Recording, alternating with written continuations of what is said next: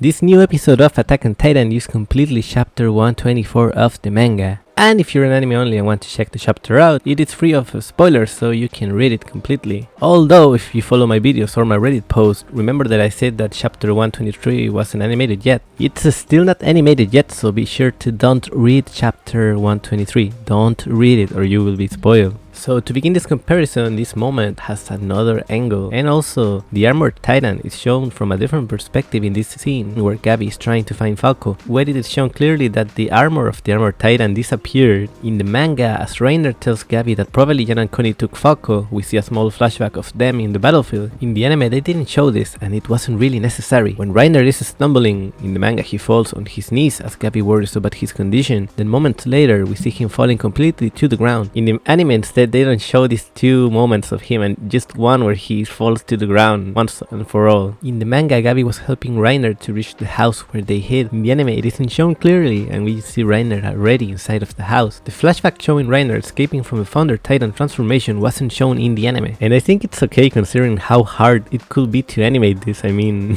it would be very complicated. Since I did these comparisons using the Japanese broadcast, I'm not sure if this one might be correct, but the dialogue of Gabi before leaving the house telling Reiner to wait because she will be back with everyone didn't appear in the anime. Talking about the anime, this extra frame while Jan talks about how everyone will benefit from the rumbling didn't appear in the manga. In the manga flashback, we could see that Eren is talking to his friends while showing the complete cart as he's speaking. In the anime, they decide to use a front take of Eren's face as he speaks. Overall, this episode was very loyal to the manga, and most of the things that were changed were the angles of some scenes, like in this one where we see a change of positions. On this other one, Mikasa's face doesn't appear in the anime when she tells Jan to stop. There's also a change in the perspective of this moment where we see the scared soldiers screaming when they witness how a titan is about to eat them. And before Connie escapes stealing Falco from the corpse, we see a frame of Jan after the titan attack, which makes us understand how Connie was able to take Falco and run, since in the manga we couldn't see this moment clearly. I gotta say that I enjoy a lot the way that Mappa shows the faces sometimes. I mean, like in this design of Kaya, it's just amazing to see how they improve the character emotions during some situations. During the first shot of Gabi against Nile as a pure titan, we can see in the manga clearly where the bullet landed, plus a close panel of the head of the titan. In the anime they didn't care a lot about this detail and they just add this as a quick frame showing the shot, and it's not easy to spot this, but I think it's okay because it will screw up the speed of this scene. And not everyone is such a gore addict like me who wants to see the blood and all the details, you know.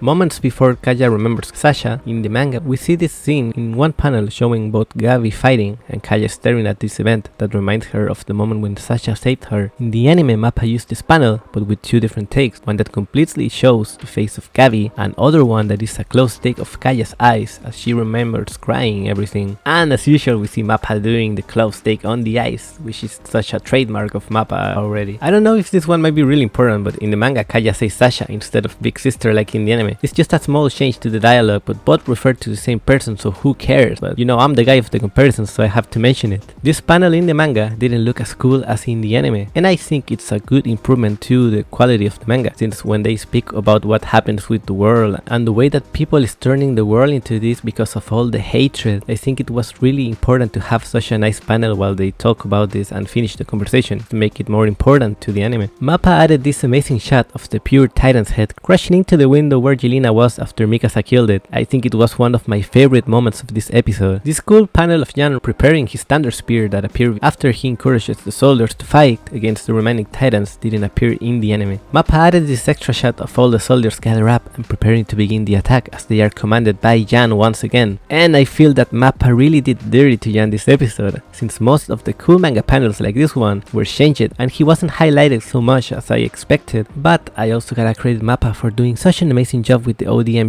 animations on this episode. They even added extra fighting shots at this one of Shadis finishing off a pure titan that looked really cool. And Mikasa also got a lot of extra frames showing her fighting with her incredible Ackerman strength. In the manga there was some confusion among the fandom of Attack on Titan due to this Louis panel that didn't let you understand what was happening with her, but the anime now showed clearly that she was about to crush against a titan, that she's able to escape, but later she's almost caught up in an explosion, so everything is more clear now. In this scene, Mappa changed the expression of Sasha's father, because in the manga it seemed like he was watching some sort of stand-up comedy because he was literally laughing, and I think showing his face more serious but still showing gratitude towards Armin is something more realistic, because they are in a battle, they are not in a family meeting. On this scene of Gabi, as usual, we can see that Mappa is bringing us the trademark that I mentioned before of their close takes on the character size. That is something that they use a lot throughout this final season of Attack on Titan. And this is the final panel showing us this amazing reveal that Annie is free from the hardening ability that she used literally, like, I don't remember how many years have passed since she's trapped there. And probably all the anime onlys were screaming during this moment. And I completely understand you, because when I was reading the manga I had the same reaction. It was such an incredible plot reveal. So this is the comparison, guys. I hope you have enjoyed this video, and as I always say, thank you and see you soon.